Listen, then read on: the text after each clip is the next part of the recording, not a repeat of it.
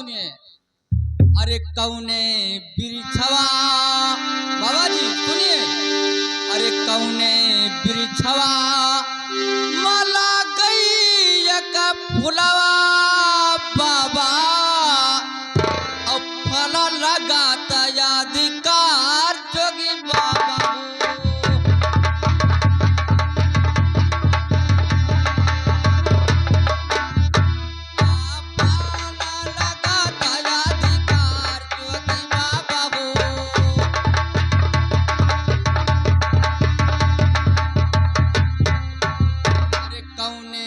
चिड़ैया के अरे लंबी लंबी टंगिया जोगी बाबा, और क्या कर चावर बार जोगी बाबा हो।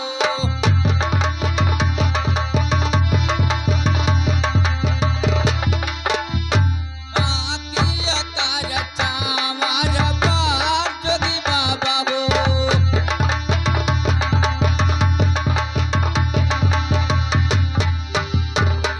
करे जब बाबा बाबा, अरे तू जब बताई देबो और तब पर दिला माँ करार जोगी बाबा हो।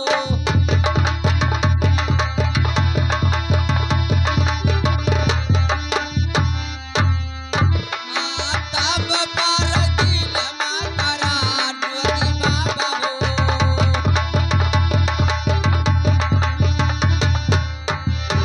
चलिए बाबा जी बताइए।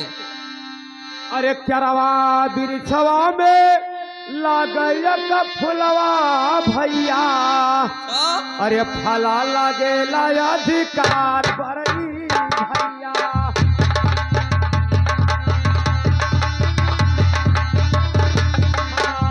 फला लागे अधिकार भरई भैया।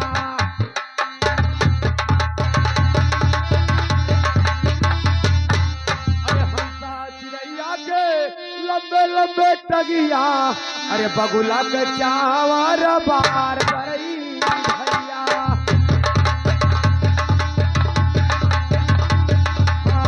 बगुला के चावर बार बरई भैया।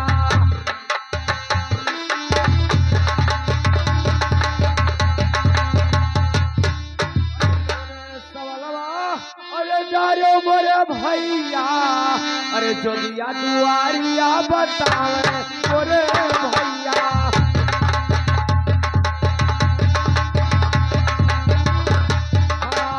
जोगिया दुआरिया बतावे मोरे भैया।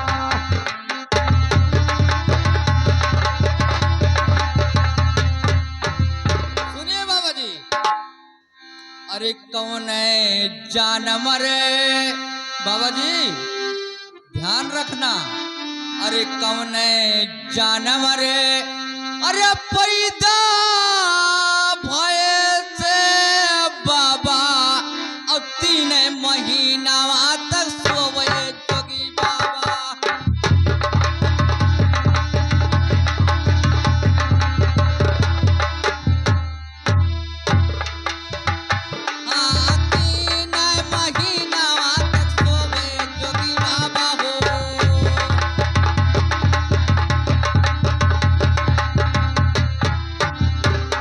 जब वही जानवर के अरे खुला के नयनवा बाबा, और लड़ी का से वाह रोवे जोगी बाबा हो।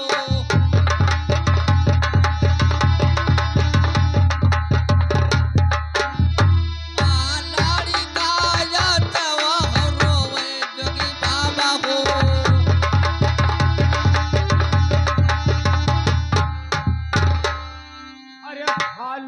जानवर भैया, अरे पैदा हुए भैया, अरे 3 महीना तक सोवे मोरे भैया।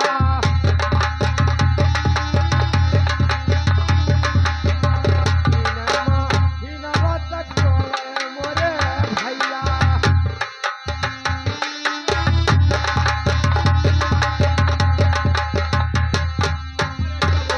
भैया अरे खुली वो करा दिया अरे जैसे लोवे लड़का नादान मोरे भैया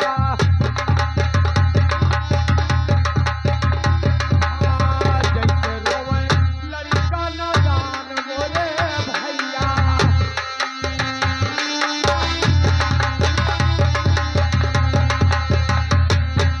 अरे ये कबीरा पनवा न खियायो मोरे भैया अरे ना हकारा थो हैरान मोरे भैया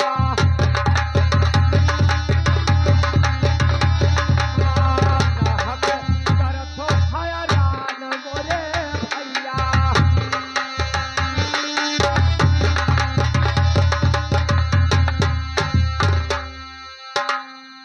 अरे जौन गलतिया बाबा अरे हमसे जो होई गए राजन अब गलती के माफ कई देव महाराजा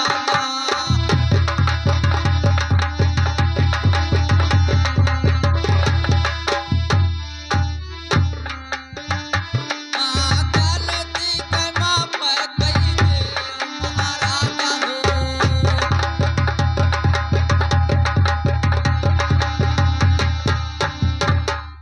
वही तक न चिन्हने बाबा अरे वही तक न चिन्हने राजन अरे तू का जो हम राजन और तू से किहान बकवास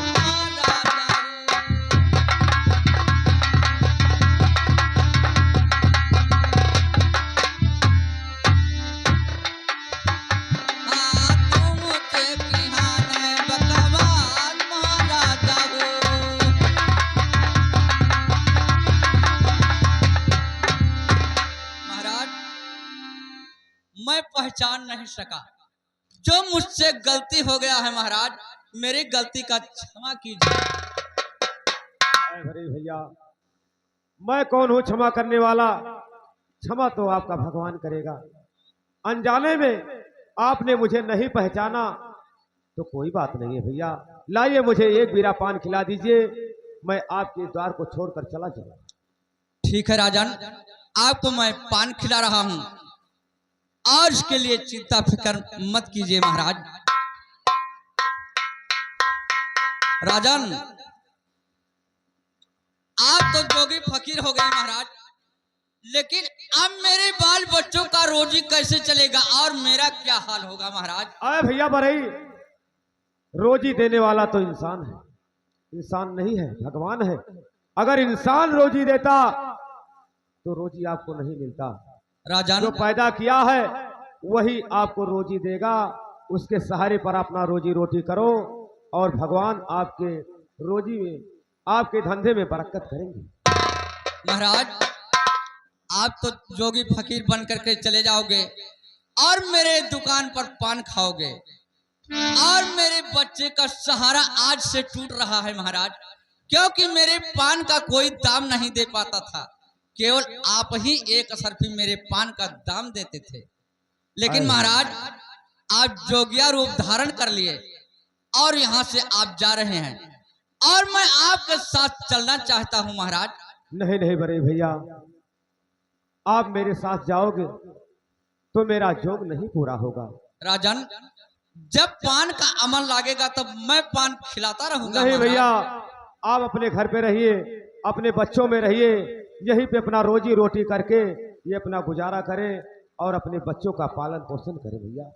ठीक है महाराज इसमें 60 बीरा पान है और पान आप खाइए और जहां पर अमल लागेगा महाराज वहां पर पान खाते रहना लेकिन सुनिए महाराज। कहिए भैया। अरे बैरागी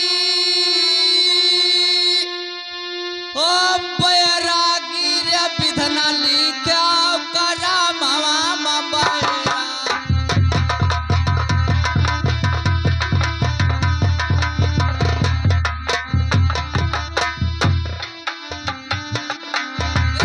विधना लिखे हो करा मामा बैरागी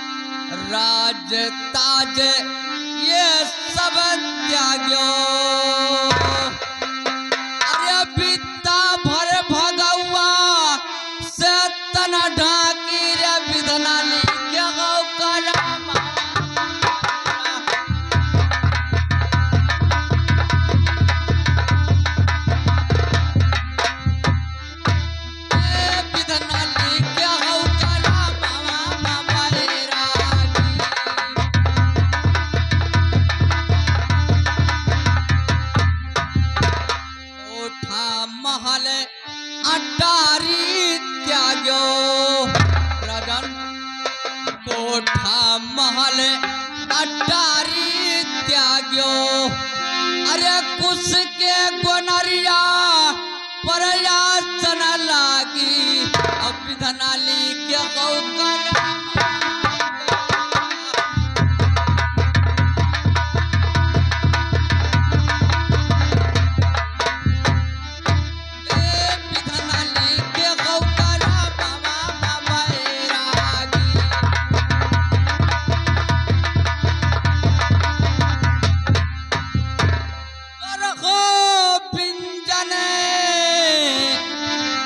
भोजन त्याग्यो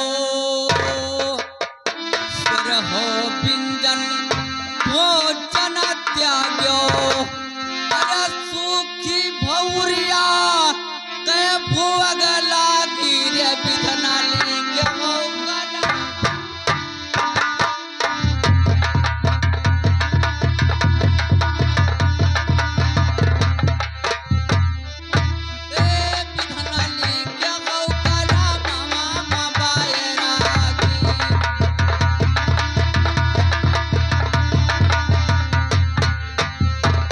तुलसीदास आस रघुबर के तुलसीदास आस रघुबर के अरे हरि के चरणवा मन हिया लागी अब विधनाली के हो करा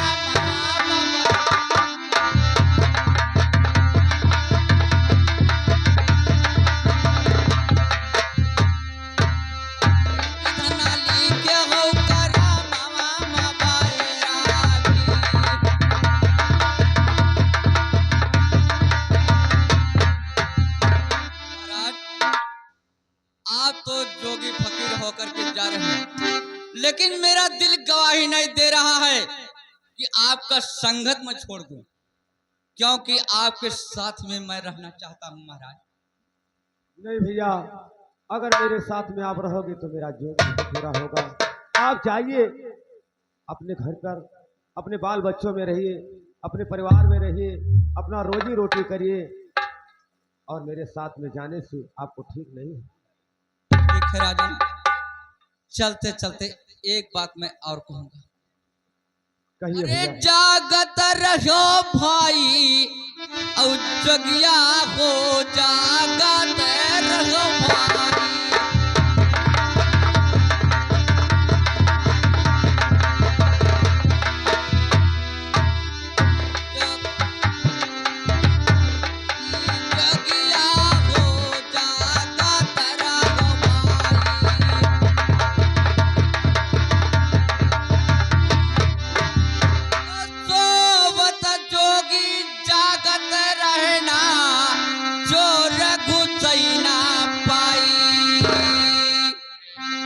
परमारथ कै कुटी बसत है सब चतुर न कई चतुराई अब जगिया को जागत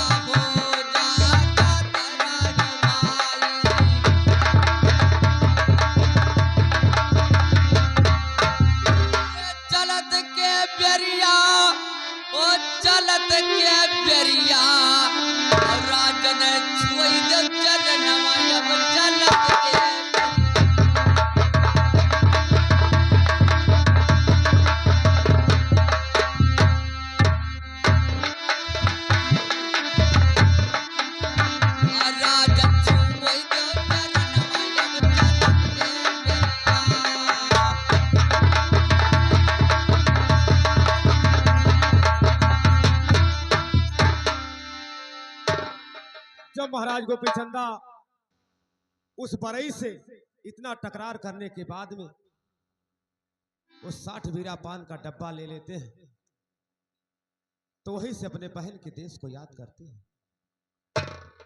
अपने बहन को देश को याद करते हैं कि या भगवान, मेरे बहन का देश 6 महीने का रास्ता है, मैं किस तरीका से जाऊंगा और किस तरीका से वहां पहुंचूंगा।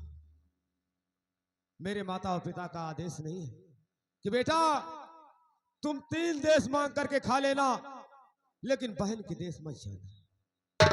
और हमारे गुरु का आदेश है कि तुम्हें बहन के देश जाना होगा। जब बहन से भेंट हो जाएगा तो फिर तुम्हें आगे कदम बढ़ाना होगा। आज मैं अपने माता और पिता के वचन को काटता हूं और मैं अपने गुरु के वचनों का मैं पालन करता हूं।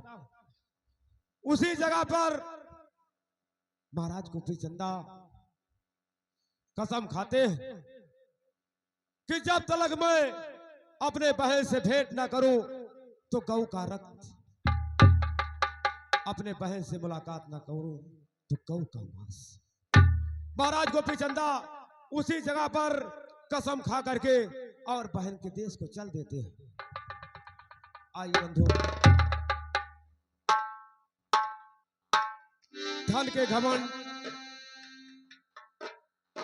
बहन अपने भाई को दरवाजे पर नहीं पहचानती, अनेकों अनेकों संकट में डालती है, लेकिन गुरु के आदेश का पालन उसे करना है और बहन के देश तक पहुंचना है। महाराज गोपी चंदा 6 महीने का रास्ता न जानते हुए चल देते हैं। और कल जुगाई और राजा न हो जहिया, कल जुगाई राजा न हो जहिया, कल जुगाई।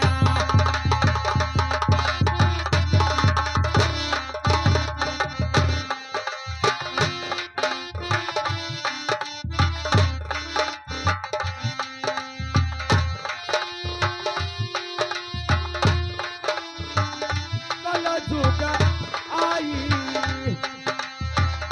राजा न हो जहिया,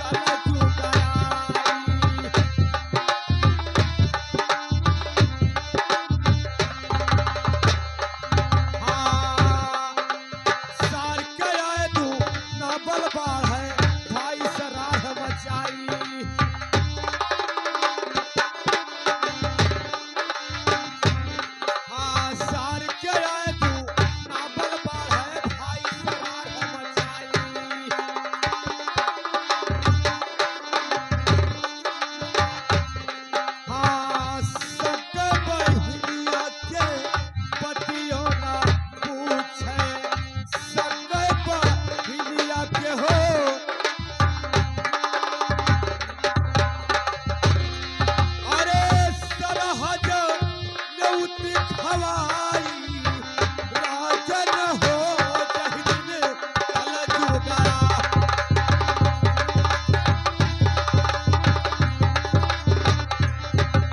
राजन हो जहिया कल जुगाई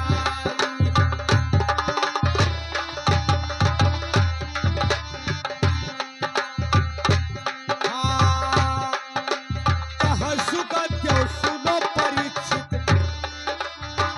इनर कैसे तरी है कह सुगत्यो सुनो परीक्षित इनर कैसे तरी है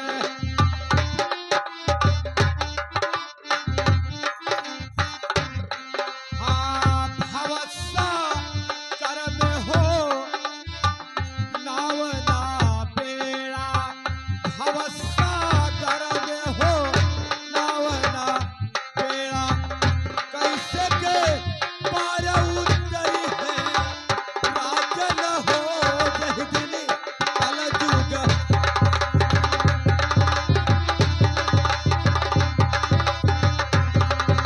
राजन हो जहिया कल जुग आई है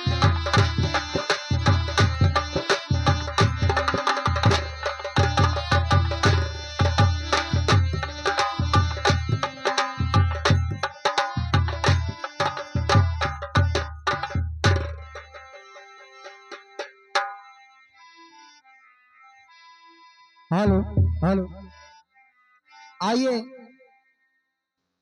आज गोपीनाथ चंदा बहन बिरन के देश जाता है और बहन से भिक्षा मांगे कहते कैसे गए भैया आप लोग सुनिए कहना है हेलो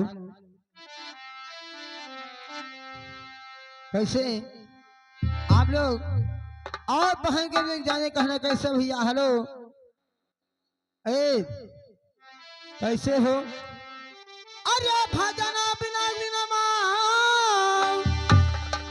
अरे भजना बिना मनवा अरे होई है बेकार हो भजना बिना मनावा होई है बेकार हो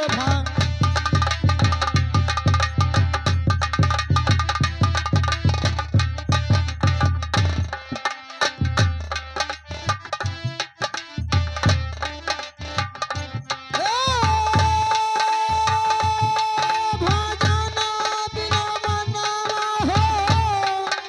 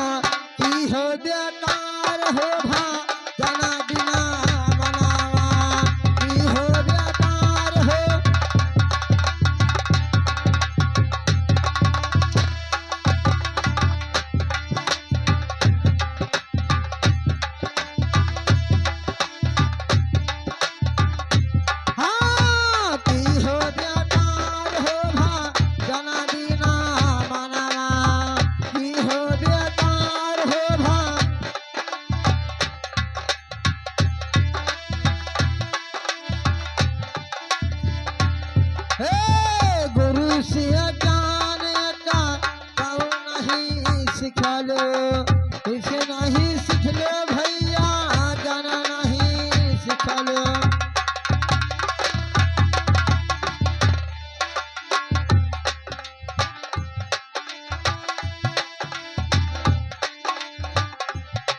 हे करके हो मनावा हाँ करके हो मनावा हो अइलो बेकार हो भा जना बिना मनावा की हो बेकार हो भा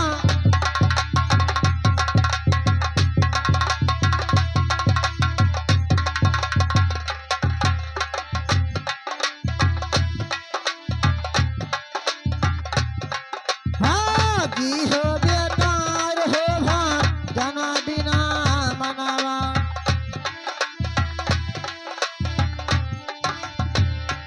हे भा जना बिना मनावा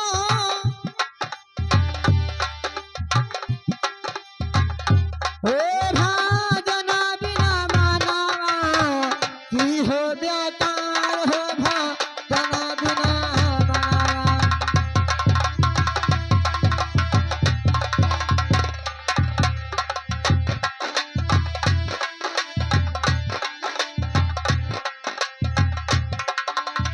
हेलो हेलो। अरे मानुष सुंदर चोला पायो तनी सुना हो मनुआ, मानुष सुंदर चोला पायो तनी सुना हो मनुआ।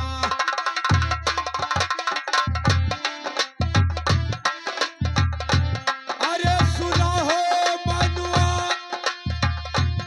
अरे सुना हो मनुआ, मानुष सुंदर चोला पायो तनी सुना हो मनुआ।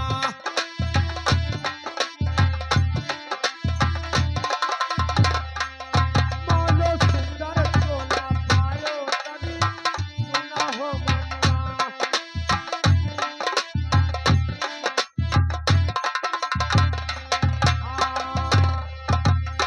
पर नारी से प्रीत न करना मानो बात हमारी, पर नारी से प्रीत न करना। हे पर नारी से प्रीत न करना बात आज हमारी हे मानो बात हमारी भैया मानो बात हमारी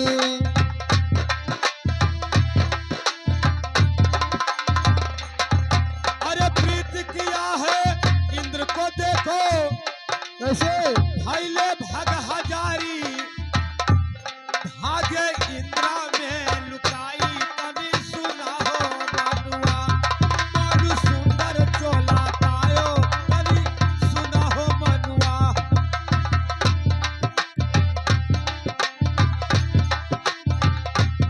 मानुष सुंदर चोला पायो तनी सुना हो मनुआ।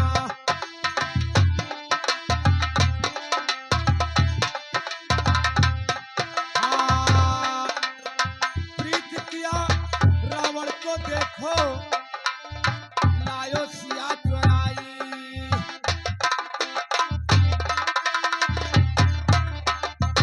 हे अरे प्रीत किया रावण को देखो, लायो सिया चुराई। अरे लायो सिया चुराई रामा, लायो सिया चुराई।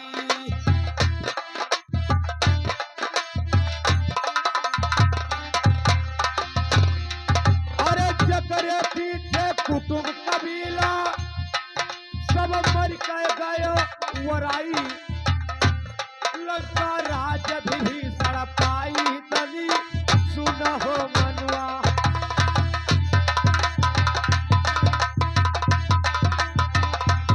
मानो सुंदर चोला पायो तनी सुना हो मनुआ।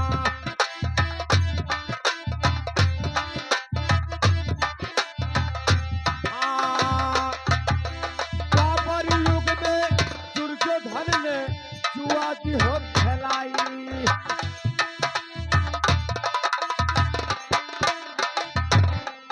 अरे द्वापर युग में दुर्योधन ने जुआ की हो खेलाई।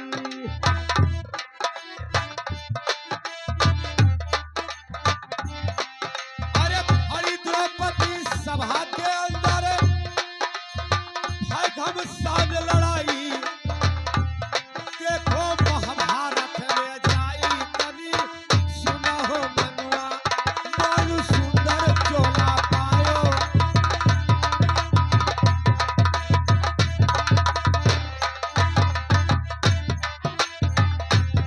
मानो सुंदर चोला पायो, कभी सुना हो मनुआ, मानु सुंदर चोला पायो, कभी सुना हो मनुआ।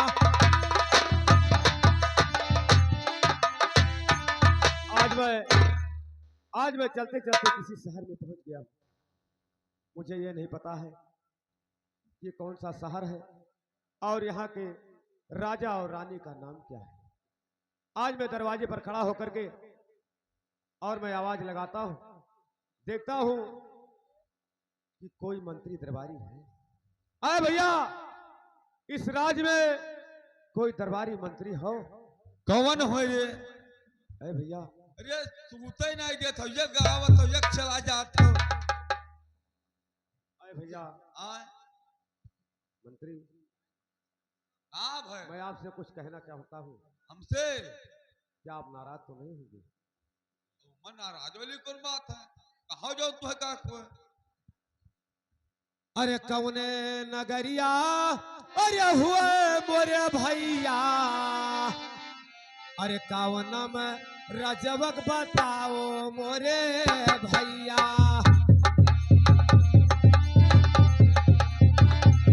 हाँ, कौन में रजबक बताओ मोरे भैया।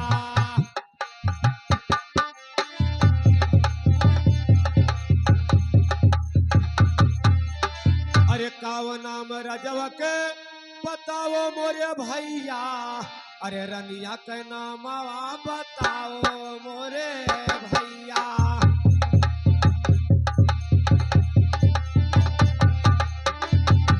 हाँ, रनिया के नाम बताओ मोरे भैया।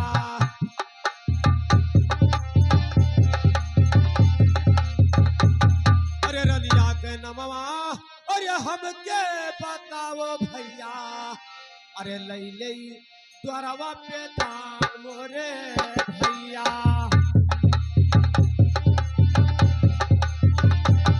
हाँ, तब लेबै द्वारवा पे दान मोरे भैया।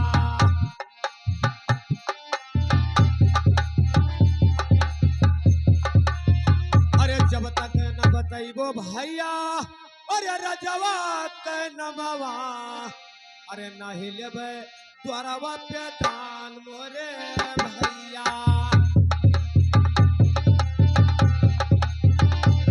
हाँ, नहीं लेबै द्वारवा पे दान मोरे भैया।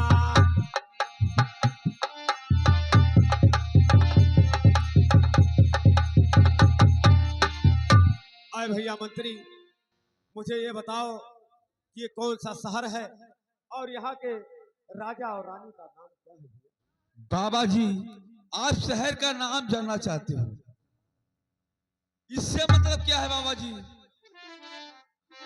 आए भैया मंत्री, हमारे गुरु का आदेश है कि बेटा जिस शहर में जाना पहले उस शहर का नाम पूछ लेना और वहां के राजा और रानी का नाम पूछने के बाद ही आपको उस द्वार पर भिक्षा लेना होगा। इसीलिए हमारे गुरु का आदेश है भैया। मने भिक्षा लेबे कि लुटबे हो का? नहीं भैया, ये सब आप क्या कह रहे हो? मुझे केवल भिक्षा से मतलब है, लेकिन गुरु का आदेश है कि जिस शहर में जाना पहले उस राजा और रानी का नाम पूछ लेना, तब फिर भिक्षा लेना। अरे सुनो सुनो जोगी बाबा, अरे हमारी बात चनिया,